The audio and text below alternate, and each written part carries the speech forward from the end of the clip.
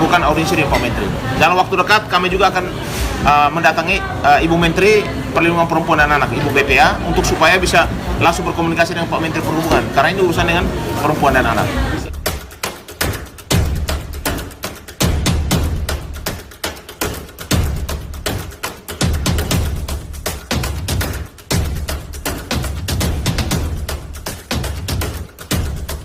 Pasti pertama-tama saya ingin menyampaikan apresiasi yang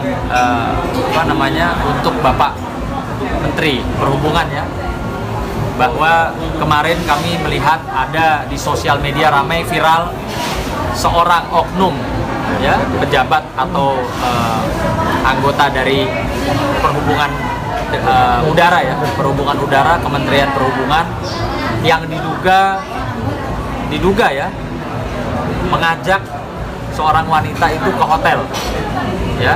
Kami mengapresiasi Bapak Menteri sangat gerak cepat mengatensi perkara tersebut, sehingga informasinya si pejabat tersebut dinonaktifkan. Nah, perlu kami sampaikan bahwa klien kami, Ibu Fani, adalah ibu dari pejabat di Perhubungan Udara, Kementerian Perhubungan, yang mengalami tindakan-tindakan yang tidak sepantasnya dilakukan oleh seorang suami terhadap istrinya, yaitu dugaan kuat KDRT, yang dimana suaminya saat ini ya sudah menjadi tersangka di Polres Tangerang Kota. Lalu dimana kami juga memiliki alat bukti yang disampaikan oleh klien kami bahwa adanya dugaan perselingkuhan yang mengakibatkan istri daripada pejabat tersebut, klien kami, dianiaya ya. Lalu juga kami memiliki bukti bahwa klien kami itu mendapatkan perlakuan yaitu penelantaran, di mana sudah beberapa bulan terakhir suaminya tidak pulang ke rumah, dan juga suaminya tidak menafkahi secara pantas dan layak ya. Masa seorang pejabat memberikan uang bulanan kepada istrinya itu sejumlah berapa, Bu? 700.000, yang dimana untuk bayar listrik, untuk bayar sekolah anak saja, untuk uang makan nggak cukup ya, Bu. Dan juga tadi dilaporkan juga kepada kami bahwa adanya dugaan penistaan agama yang diduga dilakukan oleh sang suami guna untuk meyakinkan kepada istrinya bahwa dia tidak berselingkuh. Nah, dalam hal ini kami juga selaku tim kuasa hukum, saya, Pak Agus Nahak, dan Ibu Kumalasari sudah bertemu ya, sudah mendatangi, sudah melaporkan peristiwa ini semua ke Inspektorat Jenderal Kementerian Perhubungan. Dan mungkin untuk pelaporannya bisa disampaikan langsung oleh Pak Agus. Silakan, Pak. Ya, terima kasih teman-teman semua. Kami sebagai kuasa hukum sangat kecewa ya, karena ada perkara baru karena viral, lalu yang bersangkutan langsung dinonaktifkan di Kementerian Perhubungan. Kami juga sebenarnya sudah bersurat kepada Pak Menteri yang terhormat ya. Surat kami belum ada balasan. Kami juga sudah ke inspektorat, ya kan. Lalu kami juga bersurat ke beberapa lembaga perlindungan perempuan, serta juga kami menyampaikan bahwa ketika ini berproses, si Pak Asep ini juga sekarang menggugat, ya, menggugat perkawinan daripada mereka berdua sama si istri. Dasar gugatannya saat ini sudah berproses di pengadilan negeri. Yang kami sayangkan adalah harusnya dengan laporan polisi ada di Papua, dengan laporan polisi yang ada di Tangerang, 2 laporan polisi KDRT itu harusnya sudah bisa membuat inspektorat atau Kementerian Perhubungan, Pak Menteri sudah harus merespon. Karena yang pertama yang di Tangerang itu, Tangerang Kota itu sudah jadi tersangka laporan polisinya. Dan yang saat ini yang menjadi miris adalah istri daripada Pak Asep, klien kita ini sekarang ditelantarkan, tidak diberikan biaya apa-apa itu seorang pejabat. Makanya kami kenapa dari kemarin itu terus menyurati, datangin sudah berapa kali, tapi responnya masih lambat sekali. Bahkan ada Simadu ya, kami juga sudah laporkan juga ke inspektorat juga datang gitu loh. Maksud saya begini loh, Pak Menteri, saya mohon supaya atensinya itu yang kayak gini-gini itu kan kejadian cukup lama, dan ini bukan hanya mungkin baru kejadian kepada si klien kami, banyak sekali kejadiannya ada karena kurang responnya pimpinan dari Kementerian Perhubungan, sehingga hal ini akan dibiarkan akan jadi biasa gitu loh. Nah ini yang mengkhawatirkan kami, kalau ini terus dibiarkan akhirnya menjadi efek buruk ya pandangan masyarakat terhadap salah satu kementerian, yaitu Kementerian Perhubungan. Harusnya setiap ada laporan harus segera direspon, harus segera ditindaklanjuti, apakah sanksi ke, apa dipanggil gitu loh. Dan juga hak-hak dari para istrinya harus diperhatikan dong. Biasanya kalau si pejabat ini sudah pergi, lalu yang membiayai istrinya siapa? Ini istri saya loh, sampai saat ini masih istri saya, Pak Asep.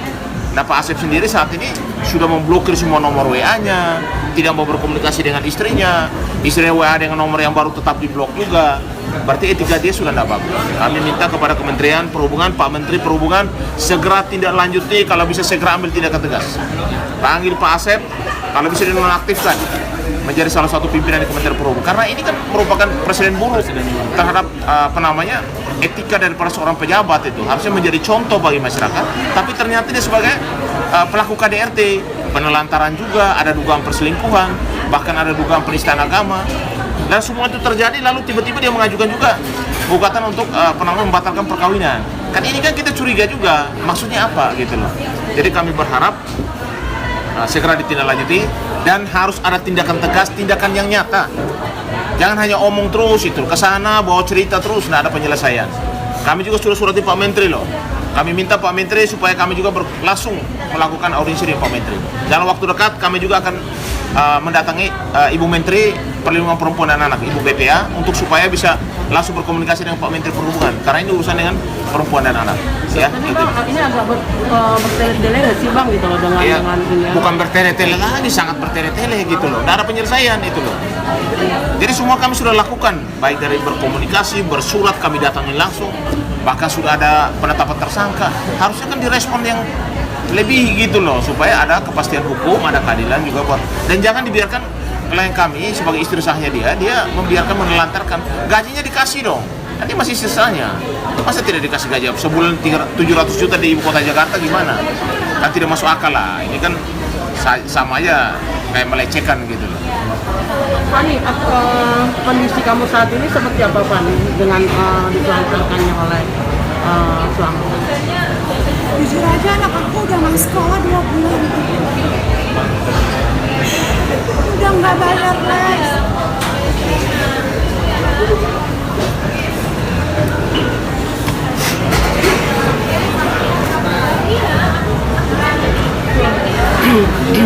Ya mungkin bisa aku wakilkan. Jadi memang saat ini kondisi psikis terutama ya dari klien kami yang bernama Fani memang sangat terganggu sekali ya. Karena apa? Beliau ini sudah kurang lebih selama 4 bulan sudah tidak diberikan nafkah. Itu pun juga ada dana masuk sebesar 700.000. Itu juga bukan dari kantong pribadi dari Asep, tapi memang jatah dari kantor.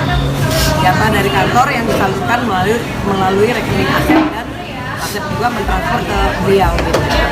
Jadi memang sangat ditelantarkan sekali, apalagi anak juga sampai nggak sekolah sampai dengan 2 bulan, untuk makan juga hari-hari sulit, untuk bayar listrik juga sangat sulit.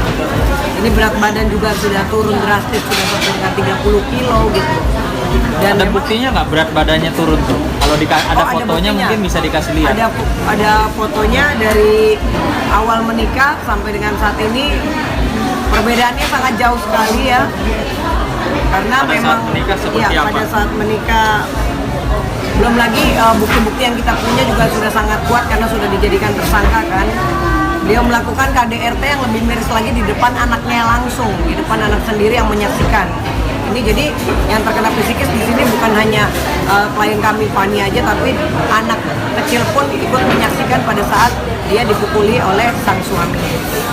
Mungkin dari sini kita bisa lihat nanti perbedaan berat badan dari awal ya, awalnya ini masih sekitar 60 kilo, 70 malah ya, 78 kilo, dan saat ini 40 kilo, 44 kilo, 49 sekarang.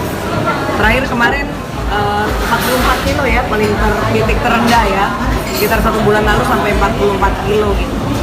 Dan beliau sekarang mengalami depresi yang sangat tinggi, bahkan untuk keluar aja sekarang gemeteran kalau untuk ketemu orang gitu.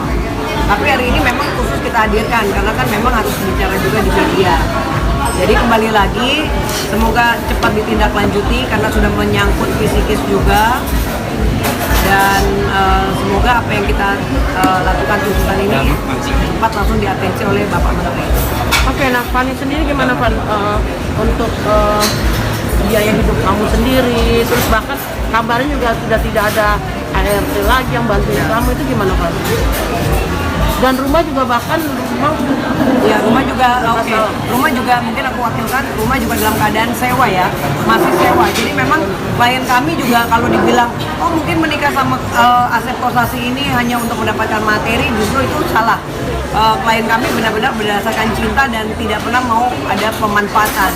Terbukti bahwa dari rumah juga status juga masih sewa, 1 tahun juga kontrak itu 65 juta.